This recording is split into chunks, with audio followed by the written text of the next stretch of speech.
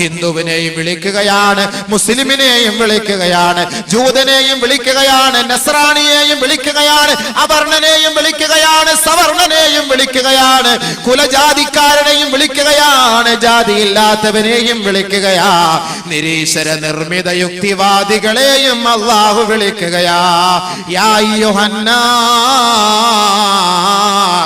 ഏ മാനവ സമൂഹമേ, ഇത്തഖൂ യൗമാ اتقوا ربكم واخشوا يوما لا يجزي والد عن ولده ولا مولود هو جاز عن والده شيئا. ഇന്ന് ഉപ്പാക്ക് സുഖമില്ലെങ്കിൽ ഉപ്പായെ ആശുപത്രിയിൽ കൊണ്ടുപോകുന്നത് മക്കളാണ്. ഓടിക്കോടി കാറും എടുത്തുകൊണ്ട് ഓടി വരികയും ഉപ്പായെ താങ്ങിയെടുത്ത് വാഹനത്തിലിട്ട് ഏതെല്ലാം ഹോസ്പിറ്റലിലേക്ക് കൊണ്ടുപോകണമോ, എന്തെല്ലാം സഹായം വേണമോ, മാതാപിതാക്കളെ സഹായിക്കാൻ മക്കൾ ഇന്ന് സന്നദ്ധരാകുമത്രേ. ഉപ്പ ഇന്ന് പട്ടിണിയാണോ? ഉപ്പയ്ക്ക് ഉടുക്കാൻ വസ്ത്രമില്ലയോ? കുടിക്കാൻ വെള്ളമില്ലയോ? ഏത് ദിക്കിൽ പോയിട്ട് സഹായിക്കാൻ മക്കൾ ഇന്ന് സന്നദ്ധരാ. ഭാര്യയെ സഹായിക്കാൻ ഭർത്താവുണ്ട്, ഭർത്താവിനെ സഹായിക്കാൻ ഭാര്യയുണ്ട്, മാതാപിതാക്കളെ സഹായിക്കാൻ മക്കളുണ്ട്. ഇതെല്ലാം ദുനിയാവിന്റെ വ്യവസ്ഥയാണ്, ദുനിയാവിന്റെ ജീവിതക്രമമാണ്. പരിശുദ്ധ ഖുർആൻ പറയുകയാണ്, ഒരു ദിവസം ഇതാ നിന്നിലേക്ക് സംജാതമാകും. വഖ്ശൗ യൗമാ, ആ ദിവസത്തെ നീ ഭയപ്പെടണമേ. ലാ യജ്സി വാലിദുൻ അൻ വലദിഹി വലാ മൗലൂദുൻ ഹുവ ജാസിൻ അൻ വാലിദിഹി ശൈആ.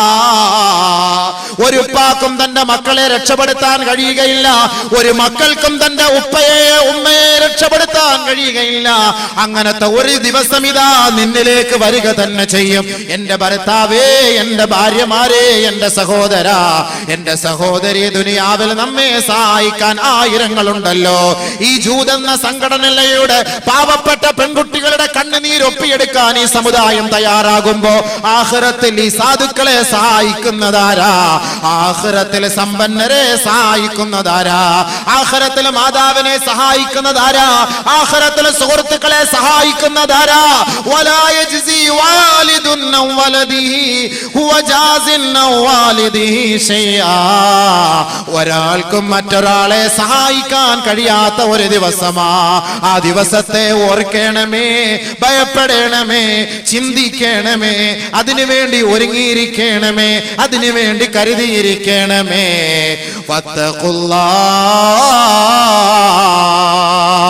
വീണ്ടും അല്ലാഹു ഉണർത്തുകയാണ്, ആ റബ്ബിനെ നിങ്ങൾ ഭയപ്പെടണമേ, അവനെ സ്മരിക്കണമേ, അവനെ വഴിപ്പെടണമേ, അവന്റെ വിധിവിലക്കുകളെ മാനിക്കണമേ. ഇന്ന വഅദല്ലാഹി ഹഖ്, അവന്റെ വാഗ്ദാനം യാഥാർത്ഥ്യമാണ്, യാഥാർത്ഥ്യമാണ്, യാഥാർത്ഥ്യമാ. മയ്യത്ത് കട്ടിൽ വീട്ടിലേക്ക് എത്തുമ്പോ മരണത്തോട് മല്ലടിച്ച് കിടക്കുന്ന മനുഷ്യ, നിന്റെ അരികിലേക്ക് മാലാകമാരിറങ്ങി വരുമ്പോ മാത്രം എന്നെ ഒന്ന് മടക്കണേ അല്ലാ. ഇപ്പോഴാണ് ഈ ദുനിയാവിന്റെ യാഥാർത്ഥ്യം ഞാൻ മനസ്സിലാക്കിയത്, ആഖിറത്തിന്റെ യാഥാർത്ഥ്യം ഞാൻ മനസ്സിലാക്കിയത്, നിന്റെ വാഗ്ദാനം ഞാൻ മനസ്സിലാക്കിയത്. അതുകൊണ്ട് റബ്ബിർജിഊൻ, ഒന്ന് മടക്കണേ റബ്ബേ, ഒന്ന് മടക്കണേ റബ്ബേ. മരണത്തോട് മല്ലടിക്കുന്ന സമയത്ത് നീ പറയും, സഹോദരാ, സഹോദരി, ഇല്ല ഇല്ല, ആ സന്ദർഭത്തിൽ നിന്റെ അപേക്ഷ അല്ലാഹു സ്വീകരിക്കുകയില്ല.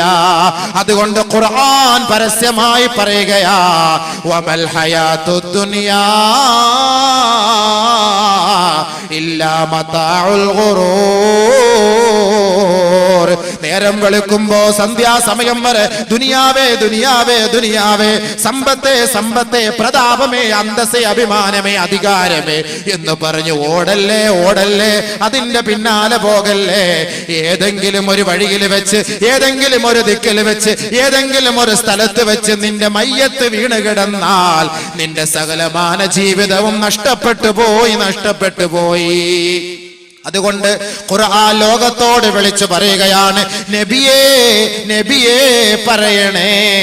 ഖുൽ ഇന്നൽ മൗതല്ലദീ തഫിറൂന മിൻഹു ഫഇന്നഹു മുലാഖീകും. ഈ ദുനിയാവിന്റെ നിസാരതയെ, ഈ ദുനിയാവിന്റെ നിന്ദതയെ അല്ലാഹു പരിചയപ്പെടുത്തിയതിനു ശേഷം അല്ലാഹു റബ്ബുൽ ഇസ്സത്ത് ലോകത്തോട് പരിചയപ്പെടുത്തുകയാണ്.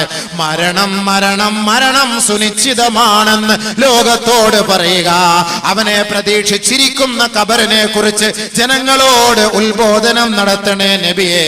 പരിശുദ്ധ ഖുർആനിലൂടെ അല്ലാഹുവിന്റെ റസൂലിനോട് ഖുർആൻ പ്രഖ്യാപിക്കുകയാണ്.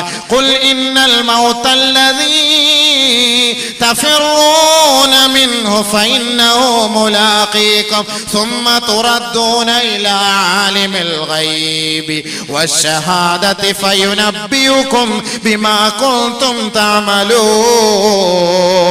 ഏതൊരു മരണത്തിൽ നിന്ന് രക്ഷപ്പെടുന്നതിന് വേണ്ടിയാണോ രാവിലെ ഹൈവേ റോഡിലൂടെ, MC റോഡിലൂടെ നേരം വെളുക്കുന്നതിന് മുമ്പേ സുബഹി നമസ്കാരം പോലും ഖളാ ആക്കിയിട്ട് നെട്ടോട്ടം ഓടുന്ന ചെറുപ്പക്കാരാ യുവതികളെ, രാവിലെ ഷട്ടിൽ ബാറ്റ് കളിക്കുന്നവരെ, നിന്റെ അമിതമായ കൊളസ്ട്രോൾ കളയുന്നതിന് വേണ്ടിയല്ലയോ?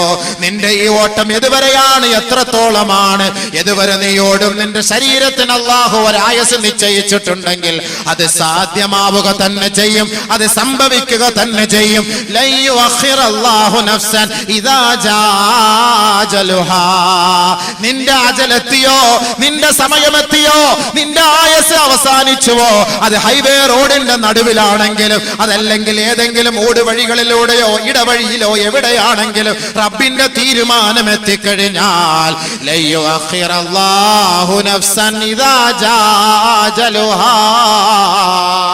അല്പം പോലും പിന്തിക്കുകയോ മുന്തിക്കുകയോ ചെയ്യുകയില്ല. അതിന്റെ യഥാർത്ഥ സമയത്ത് തന്നെ അവന്റെ ആത്മാവിനെ പിടിക്കപ്പെടുമെന്ന് പരിശുദ്ധ ഖുർആൻ പറയുമ്പോ ദുനിയാവേ ദുനിയാവേ എന്നുള്ള ചിന്ത കുറച്ചു മാറ്റിവെച്ച് ആഖിറമേ ഖബറേ ഖബറേ എന്ന ചിന്ത കൂടെ അയവിറക്കേണമേ അയവിറക്കേണമേ.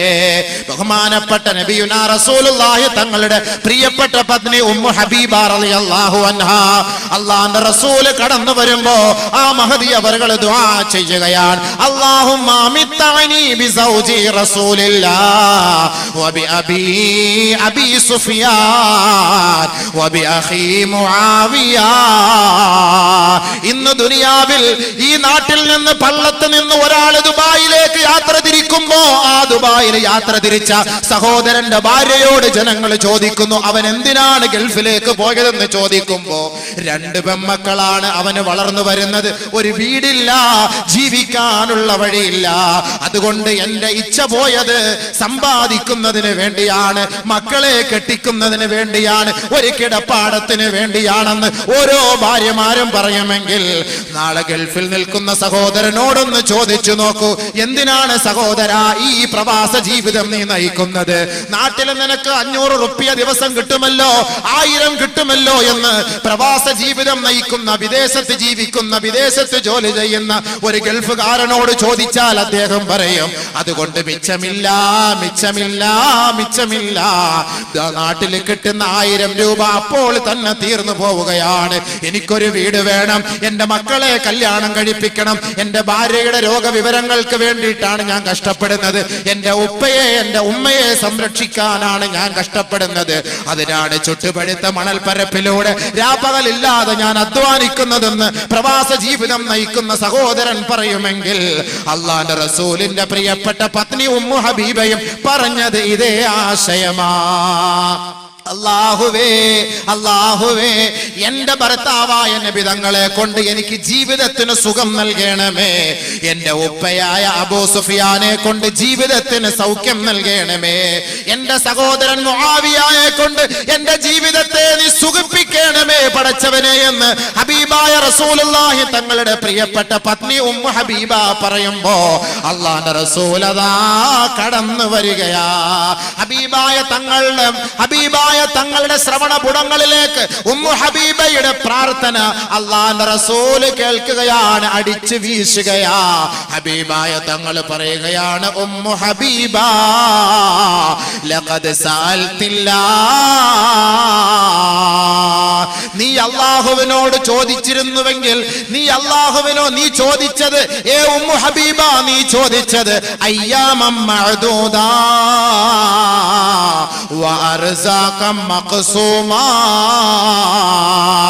നിർണയിക്കപ്പെട്ട നാളുകളെ കുറിച്ചാണ് നീ ചോദിക്കുന്നത്. അല്ലാഹു നിനക്ക് എഴുതപ്പെട്ട റിസ്കിനെ കുറിച്ചാണ് നീ ചോദിച്ചിരുന്നത്. പക്ഷേ ഉമ്മു ഹബീബ ലഖദ് സഅൽതില്ലാഹ അയ്യുആഫീകി മിൻ അദാബി ജഹന്നമ വമിൻ അദാബിൽ ഖബ്രി കാന ഖൈറൻ വഅഫ്ളലാ. ഉമ്മു ഹബീബ നീ ചോദിച്ചത് ദുനിയാവിന്റെ വിഭവങ്ങളാണ്, നശിച്ചു പോകുന്ന വിഭവങ്ങളാണ് നീ ചോദിച്ചത് ഉമ്മു ഹബീബ.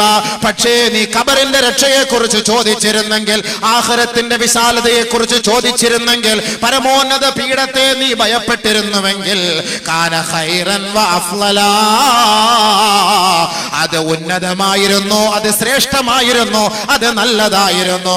ഉമ്മു ഹബീബ ലയഅജലല്ലാഹു ബിശൈഇൻ ഖബല അജലിഹി വലൻ യുഅഖിറല്ലാഹു ശൈഅൻ ബഅദ അജലിഹി. ഉമ്മു ഹബീബ, ഒരാൾക്ക് അല്ലാഹു ഒരാപത്ത് വരുത്താൻ തീരുമാനിച്ചാൽ, അവന്റെ റൂഹ് എടുക്കാൻ അല്ലാഹു തീരുമാനിച്ചാൽ അല്പം പോലും മുന്തിക്കുകയില്ല, അല്പം പോലും പിന്തിക്കുകയില്ല. അത് കൃത്യമായ സമയത്ത് തന്നെ നടക്കും ഉമ്മു ഹബീബ. പക്ഷേ നീ ചോദിക്കേണ്ടത് എന്തെന്നറിയുവോ? ഒറ്റപ്പെട്ട ജീവിതമാണ് ഖബറിൽ നീ നയിക്കേണ്ടത്. ഈ റസൂലുള്ള പോലും ഇല്ലാതെ ഒറ്റയ്ക്ക് ഖബറിൽ കിടക്കേണ്ടി വരുമല്ലോ. നമ്മുടെ ഉമ്മയോ നമ്മുടെ ഉപ്പയോ സഹോദരങ്ങളോ നമ്മുടെ കുടുംബക്കാരോ ആരോരുമില്ലാതെ ഒറ്റപ്പെട്ട ആരുടെ മണ്ണിൽ കിടക്കുന്ന ആ ഒരു സന്ദർഭത്തെ കുറിച്ചാണ് നീ ചോദിച്ചിരുന്നതെങ്കിൽ അത് നിനക്ക് ഏറ്റവും ശ്രേഷ്ഠമാകുമായിരുന്നു ഉമ്മു ഹബീബ. അല്ലാഹുവിന്റെ റസൂൽ ബഹുമാനപ്പെട്ട പ്രിയപ്പെട്ട മഹദിയായ അവിടുത്തെ ഭാര്യയോട് പറഞ്ഞുവെങ്കിൽ, ഇന്ന് നമ്മുടെ ഭാര്യമാരുടെ ആഗ്രഹം എന്താണ്? എനിക്ക്